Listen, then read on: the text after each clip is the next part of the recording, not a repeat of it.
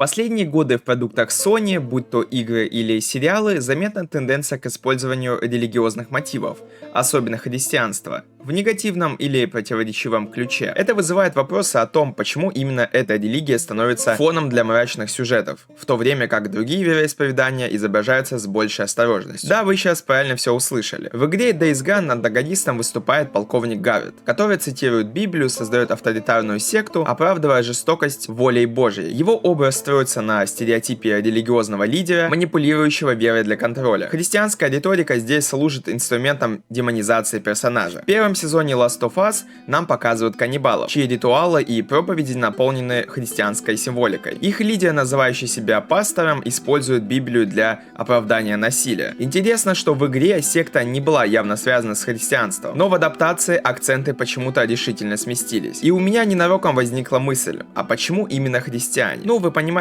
что выбери они любую другую религию, и бугурт был бы знатный. Изображение ислама в негативном ключе рискованно из-за исторического контекста, гонений и политической чувствительности. То же самое, например, с иудеями. Тут объяснять, почему это было бы принято однозначно плохо, я думаю, не стоит. Огромная часть верхушки населения США евреи или имеют произраильскую позицию. И вот тут уже интереснее. Многие из вас знают, что создатель Last of Us Нил Дракман также является иммигрантом из Израиля. И все вы хорошо знаете, как его идеи раскрылись в Last of Us 2. Он особо даже этого и не скрывал. В синагоге удивительным образом нельзя стрелять по предметам, которые являются важными религиозными артефактами. Дина, одна из главных героинь, является еврейкой и зачитывает нам о том, как ее народ всю жизнь притесняли. Эй, Элли, это синагога. Как ты определила? Во-первых, на стенах семисвечники. Еврейский символ. Во-вторых, я же не загорелась сразу, так что... У меня не было к этому никаких претензий. Я понимаю, что свой личный опыт и переживания автор спокойно может переносить в свой проект. И нам же не показывали, например, другие святые места из других религий. А вообще-то показывали. Я сам не сразу вспомнил, но в первой части в городке Билла мы побываем в христианской церкви. И почему-то там уважение к святыне на таком же уровне мы не увидели. В церкви можно стрелять, там хранится оружие, непотребные журналы, схрон и так далее. И в целом она находится в удручающем состоянии. И прямо на ее территории сжигали тела зараженных, а может и не только их. На ее территориях, на могилах людей у нас завязываются бои с зараженными. Еще в одной христианской святыне мы побываем в Uncharted 4. Мы также будем путешествовать на территории храма в Шотландии, где также завязываются перестрелки, раскопки могил, разрушения и взрывы храма. В той же Uncharted 4 братья сбегают из приюта Святого Франциска. Да, нам не показывают прям чего-то страшного про этот приют, но все-таки из хороших мест люди не мечтают сбежать годами. Причем дважды. Сначала Сэм, а потом и сам Натан. Во всей серии Uncharted нам постоянно попадаются соборы, святыни, но какого-то пиетета перед ними мы не наблюдаем. И таких моментов в игре было немало, так как это обусловлено контекстом пиратской эпохи 16 века. Ну, немного странное такое отношение, зная, как они с дотошностью отнеслись к синагоге, в которой вообще ничего делать нельзя. Тут уже начинают прослеживаться такие двойные стандарты к разным религиям, но это только верхушка. Дальше будет еще интересней. Расскажу, как Нил Дракман рассказывает про палестино-израильский конфликт в Last of Us 2 и как его новая игра ненавидит христиан.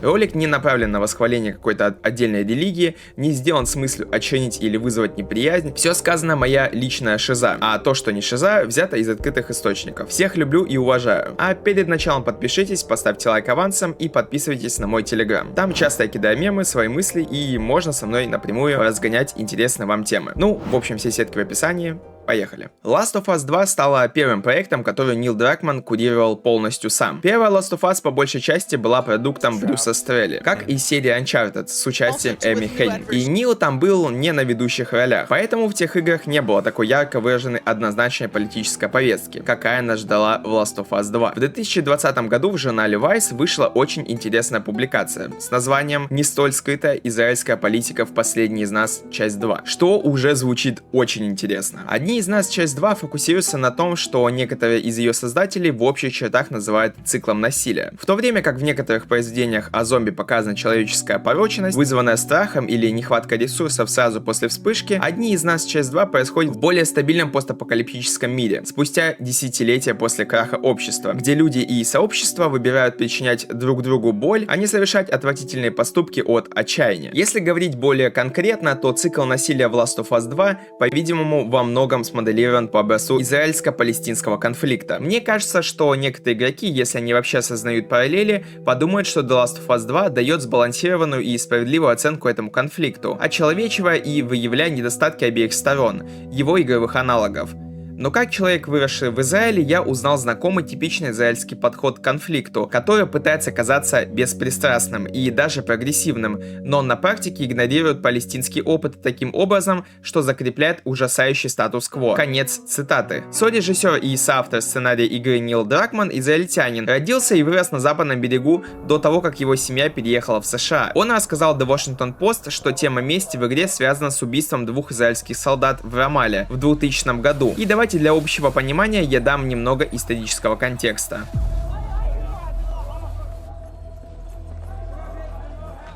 12 октября 2000 года. Город Рамалла. Западный берег реки Иордан. Контролируемый палестинской национальной администрацией. События произошли на фоне второй интифады, палестинского восстания, начавшейся в сентябре 2000 года, после провала переговоров в Кэмп-Дэвиде и визита Ариэля Шарона на Храмовую гору. 2 израильских резервиста, Вадим Нужец, 28 лет, и Иосиф Авраами, 33 года, случайно въехали в Рамаллу на автомобиле. Они не были в военной форме, но имели при себе оружие. По некоторым данным, они направлялись на базу, но из-за ошибки GPS оказались на контрольно-пропускном пункте, контролируемым палестинской полицией. Палестинские силы безопасности остановили их автомобиль. Когда солдаты показали удостоверение, их отвели в здание местного полицейского участка. Вскоре вокруг собралась агрессивно настроенная толпа. Несмотря на попытки палестинских полицейских защитить задержанных, толпа ворвалась в здание. Солдаты сбили, выбросили из окна на улицу, где их добили камнями и железными прутьями. Часть толпы праздновала убийство, размахивая окровавленными руками.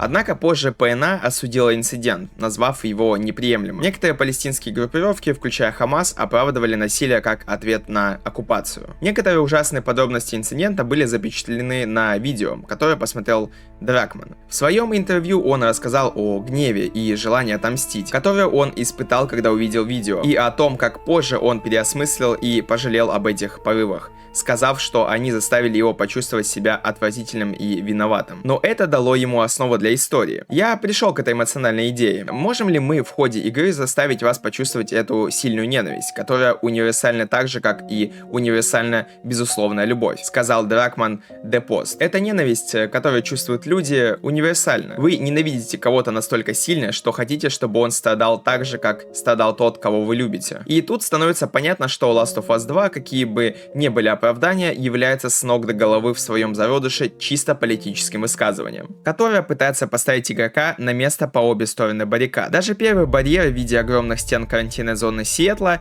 которую они преодолевают по пути, очень похож на барьер на западном берегу, где родился Нил Дракман. Нил также, возможно, делает омаж на то, как палестинцы обходят окружение в Израиле. В реальной жизни палестинцы используют тоннели под городами, чтобы обойти израильские блокпосты, в то время как в Last of Us 2 серафиты используют посты между высотками, чтобы проходить незаметно от волков. Самое печальное, что он начал это делать задолго до выхода второй Тлоу. Уже в первой части Дракман снова провел параллели между «Одни из нас» и израильско-палестинским конфликтом в официальном «Одни из нас» подкасте. Обсуждая первый раз, когда Джоэл убивает другого человека, чтобы защитить свою дочь, и чрезвычайные меры, на которые люди идут, чтобы защитить тех, кого они любят.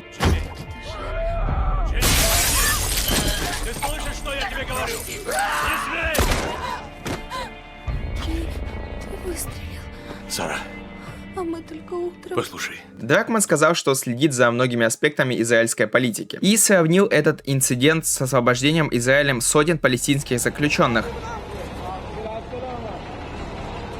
в обмен на захваченного в плен израильского солдата Гилада Шалита в 2011 году. Он сказал, что его отец считает, что обмен в целом не выгоден для Израиля, но что его отец освободил бы всех заключенных в каждой тюрьме, чтобы освободить своего сына. Вот о чем эта история. Оправдывает ли цель средства? И дело не только в точке зрения. Если бы нужно было бы спасти чужого ребенка, Джоэл, возможно, принял бы совсем другое решение. Но когда дело касалось его племени, его дочери, не было никаких сомнений в том, что он собирался сделать, сказал Нил. Ты будешь ее искать.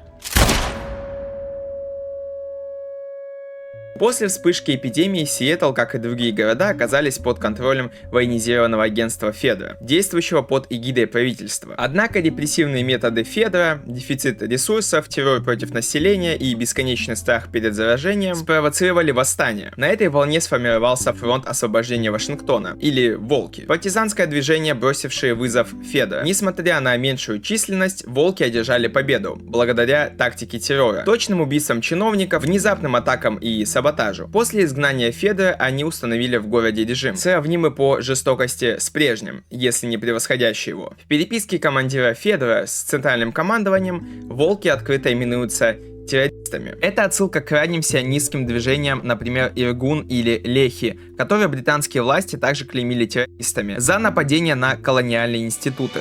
The Jewish terrorist organization Irgun Zwei Leumi openly admitted responsibility for the bombing. Many arrests have been made. Как и лидер Иргуна Минахем Бегин, вскоре ставший премьер-министром Израиля, Исаак, глава Волков, превращается из мятежника в правителя Сиэтла. Игровая подача конфликта. Через найденные документы, сцены уличных засад и трупы казненных солдат Федора, игра подчеркивает ключевой парадокс. Террористы для одних, борец за свободу для других. Например, заметки Федора изображают волков как фанатиков, которые ради цели готовы жертвовать мирными жителями. В то же время граффити в Сиэтле прославляют их как освободителей. А в диалогах солдат звучит риторика о справедливой войне против тирании. Почему именно израильский контекст? Авторы намеренно проводят аналоги с борьбой Израиля за независимость, чтобы показать, как революционные движения, даже рожденные из благородных целей, могут скатиться к авторитаризму, как волки повторяют ошибки Федора, подчеркнуть двойственность восприятия насилия, действия, осуждаемые как террор одной стороной, для других акты сопротивления оккупации. Эта аллегория не случайна. Нил Дракман, будучи израильтянином, через историю волков и Федора транслирует знакомый ему нарратив. Противостояние слабого, но решительного сопротивления против мощной, но коррумпированной системы, будь то британский мандат в Палестине или постядерный режим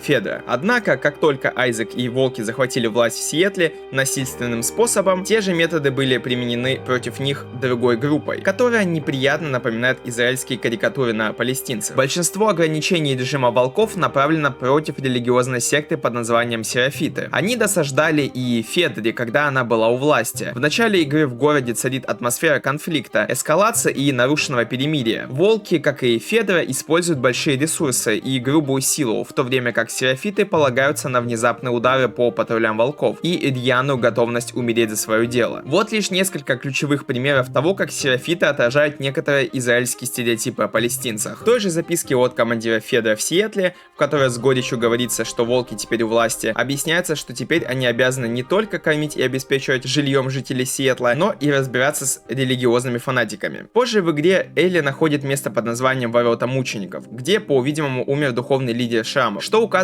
на религиозное значение конкретного спорного места и подчеркивает, что мученичество занимает центральное место в их культуре. Игра намеренно стирает грань между жертвами и агрессорами, что в войне между волками и серафитами нет правых. Даже достижения Айзека и его фракции, процветающий стадион Century Link Field, армия, зачищенные территории оказываются фасадом, скрывающим фашистскую суть режима. Парадокс сильного государства волков. Обильные урожаи работают не на благо людей, а на содержание военной машины, ведущие захватнические войны против серафитов. Собаки, которые игрок сначала воспринимает как милых компаньонов, всего лишь инструменты для убийств. Штаб Айзека буквально возвышается над камерами пыток, символизируя, что власть волков держится на страхе и насилии. Можно заключить перемирие. Но опять какой-нибудь урод с их стороны или с нашей стороны все запорит. Надо убрать их всех. Когда перемирие с серафитами рушится, лидер волков выбирает не переговоры, а тотальную войну. Его план вторгнуться на вражескую территорию и стереть противника с лица земли. Но игра не дает нам увидеть победу. Айзек гибнет в бою, а сама битва показана как кровавая бойня, где выжившие теряют человечность.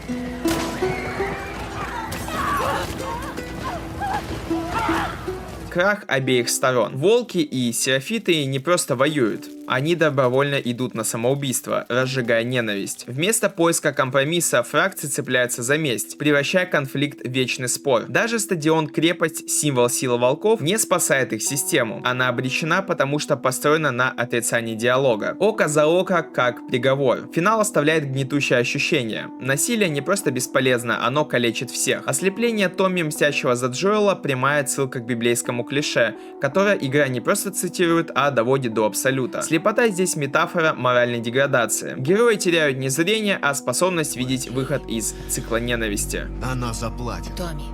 Так ты сказала, когда мы вернулись в Джексон. Томми. Цикл насилия – заманчивый способ интерпретировать этот конфликт или любой другой конфликт, потому что он указывает на осторожные нюансы, но при этом незаметно сглаживает более сложные темы. Если предложить, что и волки, и серафиты в равной степени причастны к происходящему и одинаково страдают, мы можем перестать думать об этой проблеме. Все стороны включают в себя как хороших, так и плохих персонажей. Мы все люди, обе стороны. Это распространенная центристская позиция в отношении насильственных конфликтов, хотя она и лучше, чем абсолютная дегуманизация, не случайно является мировоззрением, которое позволяет конфликтам длиться вечно, предполагая моральную эквивалентность и симметрию в способностях сторон. Она призывает опустить руки и отказаться от поиска лучших решений из-за подразумеваемых и непроверенных представлений о человеческой природе. Действительно, игра безжалостно цинична, и этот цинизм пронизывает большую часть игрового процесса. В то время как Эбби и Элли находят некоторое разрешение в конце, игра, похоже, довольствуется тем, что оставляет вопрос о циклах насилия в масштабах сообщества, как прискорбный факт человеческого существования. Даже если волки и серафиты встретят свой взаимный конец, игра оставляет нас с осознанием того, что группа сопротивления из первой части цикады и другие группы перегруппировываются и набирают силу, и цикл продолжается. Более высокоморальные персонажи в «Последний из нас» все хотят избежать цикла насилия, а не считаться с ним. Дети-серафиты хотят избежать своего культа. Оуэн и Мел хотят сесть на лодку и уплыть из Сиэтла. Дина хочет уйти от беспорядка и жить на ферме, изолированной от остального общества. Даже наши главные герои Элли и Эбби после слишком долгих страданий по сути заканчивают свое эмоциональное путешествие, когда решают уйти от мести. Это безусловно правда, что отдельные жизни ужасным образом переплетаются с более масштабными конфликтами. Циклы насилия существуют на практике как эскалация и возмездие. Отличительной чертой израильско-палестинского конфликта является мрачный торг о том, какое насилие хуже. Изображение взорванных общественных автобусов соседствует с фотографиями разрушенных зданий и детей, которых вытаскивают из-под обломков.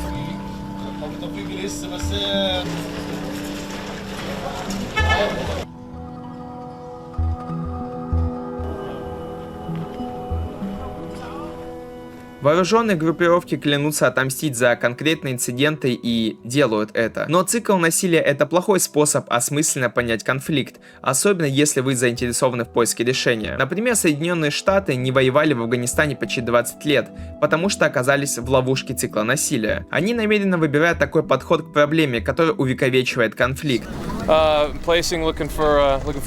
Точно так же, как и фантазия о том, что можно избежать насилия, просто уйдя от него, может быть реализована только теми, у кого есть для этого средства. Миф о круговороте насилия выгоден той стороне, которая может сохранить статус-кво. В Сиэтле The Last of Us часть 2 серафиты и волки причиняют друг другу ужасную боль. И то же самое можно сказать об Израиле и Палестине. Разница в том, что когда вспышки насилия стихают и дым рассеивается, одна сторона продолжает жить свободно и процветать, в то время как другая возвращается к жизни, полной оккупации и унижения. Одна сторона продолжает расширяться, в то время как другая продолжает терять земли, необходимые ей для жизни. Представление этого процесса как некого симметричного цикла приносит пользу одной стороне больше, чем другой, и позволяет ему продолжаться. В итоге, одни из нас, часть 2, никогда полностью не оправдает свой фатализм. Как написал Роб Закагни в своей рецензии, в конце концов месть Элли кажется особенно жестокой, даже идиотской, потому что нам так и не объяснили, почему она продолжает мстить. Жестокие поступки по пути, например, когда Элли пытает другого персонажа, чтобы получить информацию, представлены как неизбежные. Кажется, в этом и заключается суть The Last of Us часть 2. Люди испытывают своего рода всепоглощающую ненависть, которая универсальна, как сказал Дракман The Post, и которая держит нас в ловушке этих циклов. Исходя из этой информации, становится понятно, что проекты Нила Дракмана являются воплощением его личной политической позиции, которую он посредством художественного собственного языка пытается нам рассказать. Вот и следующая игра Naughty Dog под названием «Межгалактический пророк Еретик»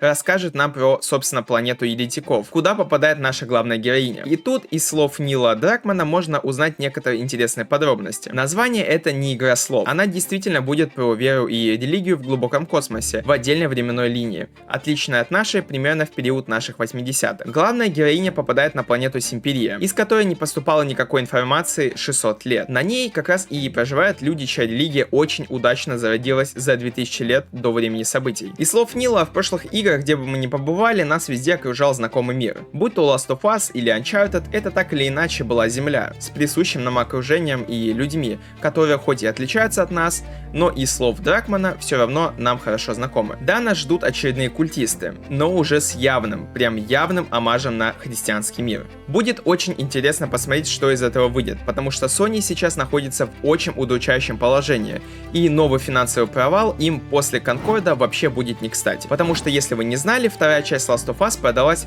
в 2 раза хуже первой части. Как вы могли узнать из этого ролика, компания Naughty Dog, а в частности ее глава Нил Дракман, уже многие годы подсовывает нам пропаганду своего мировоззрения через свои игры, которая очень удачно совпадает со всеми леволиберальными нарративами. Неудивительно, что его очень близкая подруга это Анита Саркисян. Всем спасибо, если вы досмотрели до этой части, поставьте лайк и подпишитесь на канал, если вам нравятся такие видео, и всем пока!